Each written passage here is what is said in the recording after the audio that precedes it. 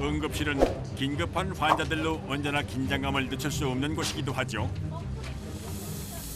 대략 100명 정도 오는 것 같아요. 80, 하루에요? 100명. 네. 네, 여기 이제 있는 환자 플러스 그만큼이 오시는 거니까 이제 저희는 이제 그 환자를 다 커버를 해야 되는 거죠.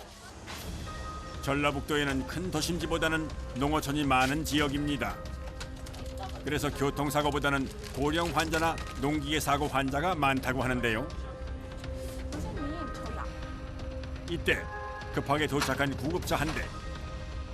1흔이 넘은 할머니가 심한 외상을 입었습니다. 계단에서 부른 거 같은 걸로 추정되는데 할머니가 몰라요? 네, LOC 아예 보호대도 못 아무것도 받고. 꽤 높은 곳에서 구르셨는지 얼굴 상처도 심하고 팔 골절이 의심되는 상황. 팔 좀만, 이쪽 팔도 아프셔? 아이고. 이대로만 계세요, 이대로. 혹시 이쪽 팔 잠깐 쭉 펴실 수 있겠어요? 그렇게. 빨리 진단을 하는데요. 할머니, 들으면 아파요, 안 아파요? 아파요? 이렇게 들으면 아파? 또 이렇게 들어가면 튀어나와. 심하게 부어오른 팔. 바로 응급조치를 실시합니다.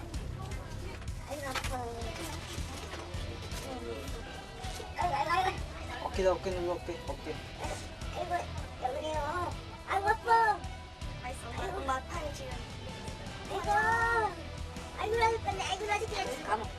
골절이 의심되는 부위를 고정시키는 의사.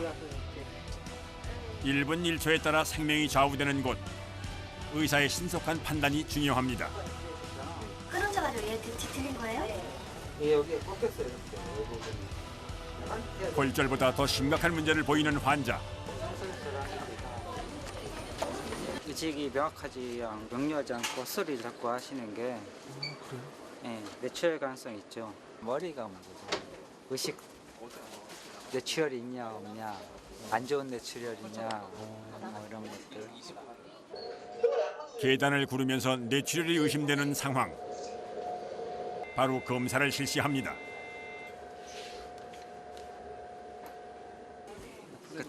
여기로 뼈 있는 데로 보셨나 봐. 그래서 스웰링이 이렇게 온 것 같아요, 왼쪽으로. 검사 결과는 어떤가요? 이거는 이제 반동 충격으로 생긴 출혈이고 눈으로 보시죠. 눈이 많이 부었는데 다행히 안화 골절은 없는 상태고요. 반면에 그 머리 뒤통수 쪽으로 출혈이 좀 있는 상태입니다. 이제 위독한 상태는 아닌 상태예요. 아, 다행이네요.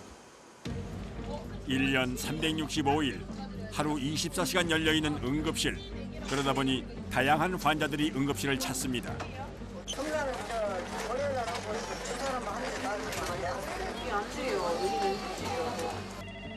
응급실을 찾는 사람들은 저마다 사정이 있겠죠. 많이 기다려야 돼요? 응급 환자 순서대로 보고 오신 순서대로 볼 거니까 좀 계셔요. 예민해진 가족과 신랑이도 다반사. 무조건 다 빨리빨리 해주시는 그런 걸로만 알고 이렇게 오시는데 저희도 인력 문제도 있고 근데 항상 예민해진 상태로 일단 응급실에 오시니까 좀 그렇게 좀 함부로 대하시는 게 있어서 술 드셔서 오셔가지고 막 빨리 안 해준다고 막 저희한테 막 욕하시고 막 하시는 분들도 많은데 저희는 달리 방법이 없어요. 그냥 듣고만 있어야지. 응급실은 말 그대로 위급한 환자를 돌보는 곳. 그러다 보니 환자 가족들과 오해가 생기기도 합니다.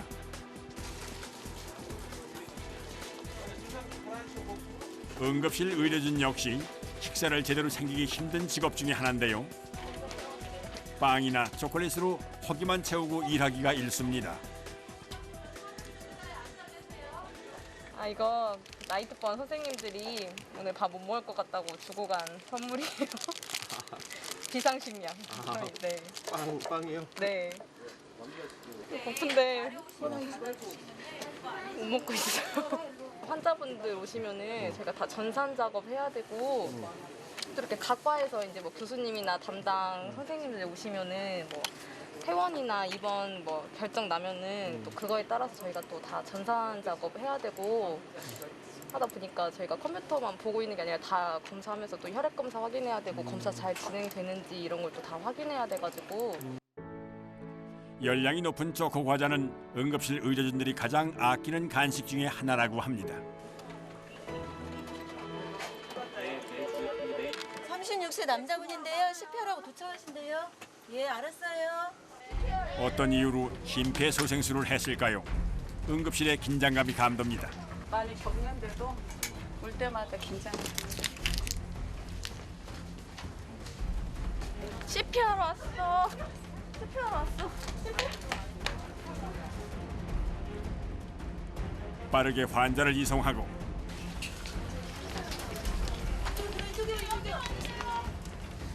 환자 상태를 살피는데요. CPR은 심정지가 발생해 심폐소생술을 시행한 환자로 응급실에서 우선순위로 진료하는 케이스입니다. 이게 인투베이션이다, 영환아. 의식이 없는 환자. 응급실 의료진 모두 긴장할 수밖에 없는데요. 의식을 찾는 것이 중요한데 호흡을 하지 못하는 환자에게 기도관 삽입을 실시합니다.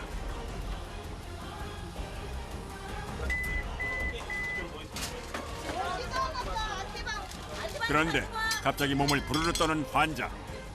상태가 더 심각해지는 것은 아닐까요?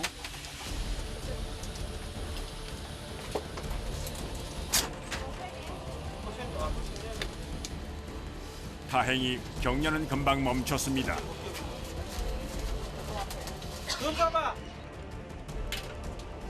호흡도 돌아왔습니다. 큰 고비는 넘긴 것 같군요.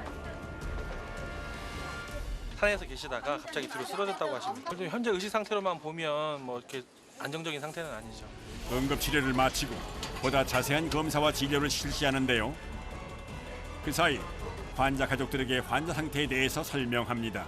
4시간 이제 CT 촬영 한 번 더 해서 비교를 해볼 거고 이제 양이 늘지만 않으면 약물 치료 위주로 일단 머리 출혈 자체는 조절할 수 있고요. 4시간 뒤에 같으면 4시간 제일 중요한 거고. 네, 다행히도 지금은 이제 심장 돌아와가지고 각동이 지금 이제 활력주나 이런 것들은 조금은 불안정하게 해도 이제 혈압이랑 잘 유지되고 있는 상태시거든요.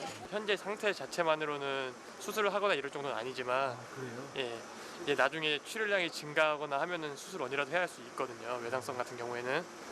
외상성 같은 경우에는 피가 점점 양이 증가하는 경우들이 많이 있어요. 4시간 후 40대 심폐소생술 환자는 괜찮은 걸까요? CT 사진을 살펴봅니다. 요 부위 뇌출혈인데 다행히 뇌CT를 다시 촬영을 했는데 뇌출혈 양이 그렇게 많이 늘지는 않아서요. 경과관찰을 하면 될 것 같고 의식도 호전이 돼서 기도삭갈한 것도 제거를 하였습니다. 다행히 크게 문제는 없는 환자여서 이런 경우는 참 다행이라고 생각하죠. 전라북도를 담당하는 항공의료팀도 이 대학병원에 같이 있습니다. 심한 외상, 심근경색이나 뇌출혈 등 골든타임이 중요한 환자들의 응급치료를 담당하고 있죠. 이것이 바로 하늘을 나는 응급실 닥터 헬기입니다. 항공응급팀은 응급실과 별도로 운영됩니다.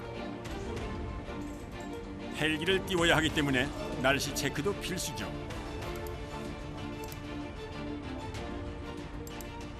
헬기 점검하러 갈까요? 네네. 응급 장비가 헬기에 실려 있는 만큼 매일 점검을 하는데요. 일단 모니터도 켜보시고 일일 점검, 매일 기계 장비에 문제가 없는지 작동 유무, 충전 유무 이런 걸 확인하러 왔습니다. 스라스 인공호흡기도 전원을 한번 켜보시게요. 충전이 되어 있는지 안 되어 있는지 확인을 하고 산소가 충분히 저기 그린존에 있어야 저희가 산소 충전이 된 걸 완료할 수 있거든요. 아 이건 뭐예요, 근데? 인공호흡기를 작동을 시키려면 산소가 풀로 존재를 해야 되거든요. 흡입기라고 한국말 흡입기 석션하는 거거든요. 예를 들어서 자발호흡이 없는 사람들 저희가 인공기도 보조 기도를 넣고 오거든요. 그런데 이제 구토물이라든지 가래 같은 게 있으면 그런 걸 제거해주는 기능을 합니다. 하늘을 나는 응급실이라는 닥터 헬기는 이름답게 구급 차량보다 더 많은 장비가 실려 있습니다. 언제 쓸지 모르기 때문에 점검이 필수죠. 현장에서 연락이 왔을 거 있을 때 100여 가지가 넘을 것 같아요. 진짜 주사기 하나하나 뭐 이런 수액 같은 거 하나씩 찬다고 하면 100여 가지가 넘을 것 같습니다. 오케이. 컨티뉴. 스타트. 됐어. 아파 이제 꺼. 아파. 그 준비되어 있는 곳에서 응급 환자 처치와 현장에 나가가지고 응급 환자의 처치는 정말 큰 갭이 있습니다. 그럼 어느 게 더 당연히 힘들어요? 현장에 나가서 하는 게 힘들죠. 왜냐면 응급실에는 같은 의료진, 동료도 간호사들도 많고요. 뭐 해줘 하면 같이 할 수 있는데 현장에 나가서는 교수님과 저뿐입니다. 그래서 현장 출동이 가장 어렵습니다. 긴장도 많이 되고요. 안녕하십니까. 남원은 응급학과입니다. 그 환자 전화 문제 때문에. 네, 잠시만요. 남원의료원이요? 남원의료원이요. 지금 25분 걸리거든요. 40분 잡고 남원 의료원에서 뇌출혈 환자가 발생했다는 신고. 뇌출혈 환자의 경우 1분이라도 빨리 응급처치를 해야 하는 상황. 이럴 때 닥터 헬기가 제 역할을 톡톡히 하게 됩니다. 닥터 헬기에는 응급의학과 전문의와 응급구조사가 탑승해 이동 중에 신속한 응급처치를 하게 됩니다. 빠르게 응급실로 이동하는 것도 중요하지만 응급실로 이동하는 사이 헬기 내에서 이루어지는 응급처치도 중요합니다. 이동하는 헬기 안의 긴장감이 감돕니다. 닥터 헬기의 가장 큰 장점은 바로 신속성. 평균 운항 시속은 220km에 달합니다. 보통 남원에서 여기까지는 보통 1시간 반 정도 걸린다고 예상이 되어지는데 헬기로 왕복해서 40분, 45분 정도. 남원에 도착을 했습니다. 빠르게 환자 이송 준비를 하는데요.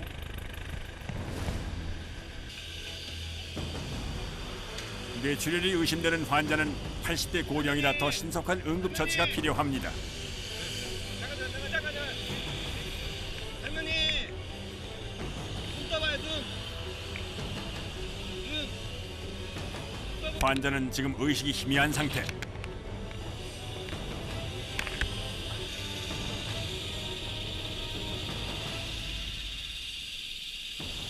근데 환자가 의식 상태가 갈수록 조금 의식 상태가 안 좋아지는 것 같아요. 뇌출혈은 의식이 없다면 대개 24시간 안에 사망하는 수가 많은데요. 우선 이동하는 헬기 안에서 뇌 부종을 가라앉히고 뇌 혈액순환을 회복하기 위한 응급조치가 이루어집니다.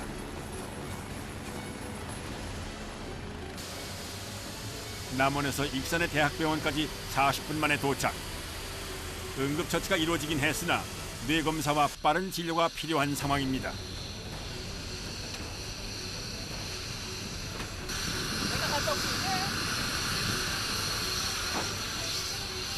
환자가 걱정된 항공의료팀. 병원까지 같이 이동하면서 환자 상태를 살핍니다. 차로 이동했다면 좋게 2시간은 걸렸을 일이 항공의료팀으로 인해 50분으로 단축됐습니다. 환자 왔어요. 여기 ABJ부터 하자. 뇌출혈도 응급실에서 우선순위에 속하는 환자입니다. 그만큼 뇌출혈 발생 후 얼마나 빨리 진료하느냐가 중요합니다. 어르신 눈 떠봐요 눈 떠봐. 눈 떠봐. 큰일이 없기를 바랍니다. 5시가 넘자 해가 지기 시작합니다. 일몰이 되면 닥터 헬기 운항도 종료가 됩니다.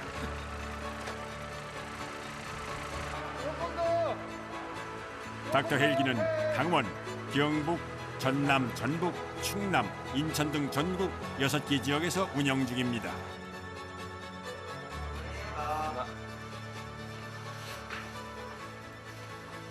야간에는 이렇게 안 하시나 봐요.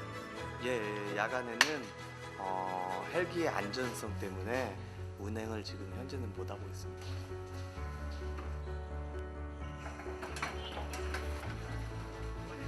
퇴근 전 환자 상태는 어떤지 살피러 응급실을 찾았는데요. 마침 교수님.